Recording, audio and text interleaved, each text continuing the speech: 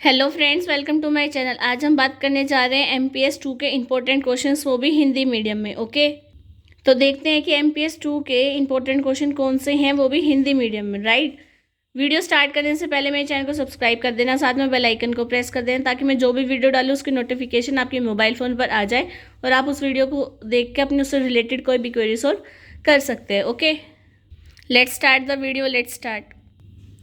अगर कोई मेरे चैनल पर नया है, उसको नहीं पता कि मैं किस पैटर्न के अकॉर्डिंग आपको इंपॉर्टेंट क्वेश्चंस बताती हूँ, तो फर्स्टली मैं उन लोगों को बता दूँ कि पहले मेरे को जितने भी इंपॉर्टेंट क्वेश्चंस लगेंगे आपको मैं वन बाय वन रीड करती चलूँगी। उसके बाद मैं आपको एक सीक्वेंस दूंगी जिससे आपको ये सारे क्वेश्चंस कंप्लीट हो जाएंगे आपके एग्जाम से पहले। ओके, तो देखते हैं कि पहला क्वेश्चन कौन सा है आपका एमपीएस 2 में।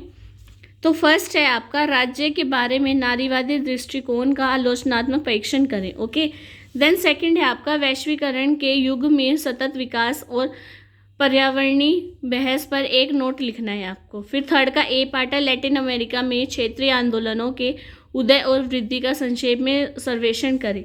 देन बी पार्ट है, शीत युद्ध के बाद की अवधि में राष्ट्र राज्यों के सामने आने वाली प्रमुख चुनौतियों पर चर्चा करें। फिर आपका सी, दक्षिण एशियाई क्षेत्रीय सहयोग संघ पर एक वर्णनात्मक नोट लिखे। डी है आपका, क्या भारत एक उभरती हुई या मध्य शक्ति है या दोनों, स्पष्ट करें। फिर फोर्थ क्वेश्चन है आपका, आपके आकलन के अनुसार वैश्वीकरण के वर्तमान चरण की मुख्य विशेषताएं क्या हैं, वो बतानी है। ओके, देन उसके बाद है आपका फिफ्थ, प्रबंधन में विश्व बैंक और आईएमएफ की भूमिका का विश्लेषण करें। फिर आपका सिक्स्थ का ए पार्ट है, अंतर्राष्ट्रीय संबंध में निर्भरता दृष्टिकोण के प्रमुख तर्कों पर प्रकाश डालिए। ओके, देन बी पार्ट है आपका, पुरानी नोट और नई विश्व व्यवस्था की मुख्य विशेषताओं की तुलना करें। देन है आपका आत्मनिर्णय की अवधारणा को आकार देने और लागू करने में संयुक्त राष्ट्र की भूमिका पर चर्चा करें।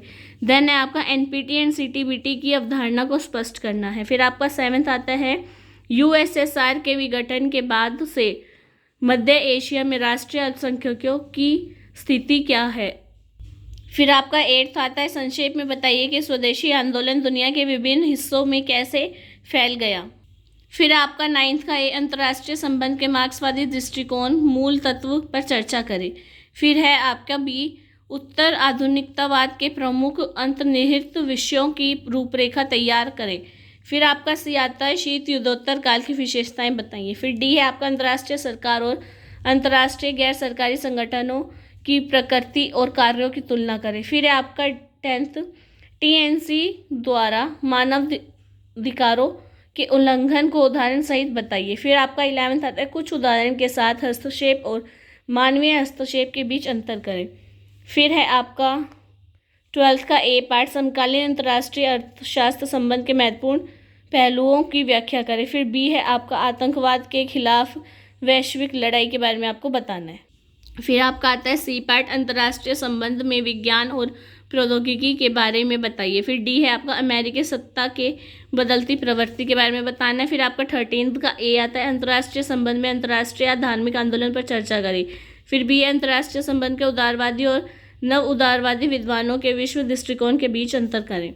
फिर सी आपका आता है, निगम की विशेषताएं और राज्य संप्रभुता पर इसका क्या प्रभाव पड़ा, वो बताना है। फिर डी है आपका, अविकसितता का केंद्र परिधि मॉडल आपको बताना है। ओके, देन आपका 14th आता है, अंतर्राष्ट्रीय संबंध में न्याय की अवधारणा क्या है। लास्ट है आपका, मानवतावादी के रूप में महात्मा गांधी और रविंद्रनाथ टैगोर के विषय की तुलना करें और अंतर बताइए। ओके, ये तो थे मेरे पॉइंट ऑफ व्यू से आपके लिए इंपॉर्टेंट क्वेश्चंस। अब मैं आपको हो गया कि इतने सारे हैं तो हम कैसे करेंगे, तो मैं आपको एक सीक्वेंस दे रही हूँ जिसके अकॉर्डिंग आपको ये सारे क्वेश्चंस कंप्लीट कर जाने। ओके, आपका सीक्वेंस क्या रहेगा, अगर किसी क्वेश्चन पे मोस्ट इंपॉर्टेंट लिखा है तो फर्स्टली आपको वो वाले क्वेश्चन कंप्लीट करने हैं। देन उसके बाद आपको 4, 3, 2, 1 टिक वाले क्वेश्चंस आपको इस सीक्वेंस में कंप्लीट करके जाने अपने एग्जाम के पॉइंट ऑफ व्यू से।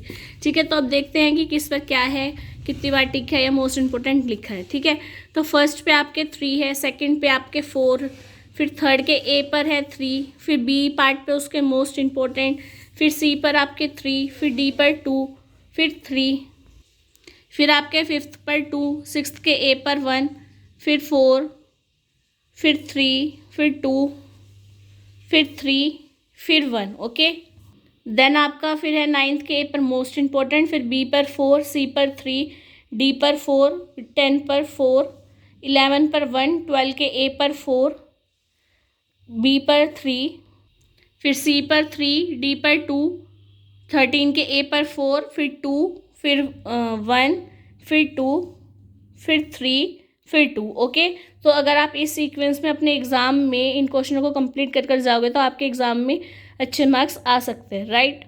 और अगर आपकी इस वीडियो से हेल्प हुई तो प्लीज़ इस वीडियो को लाइक भी करें, शेयर भी करें और मेरे चैनल को सब्सक्राइब भी करें और साथ में कमेंट कर कर बताएं कि आपको ये वीडियो हेल्पफुल लगी या नहीं लगी। अगर आपकी अभी भी कोई क्वेरी है तो आप इस वीडियो के कमेंट सेक्शन में मुझे बता सकते हैं, ठीक है। एग्ज़ाम से पहले मैं आपकी वो क्वेरी सोल्व कर दूँगी, राइट।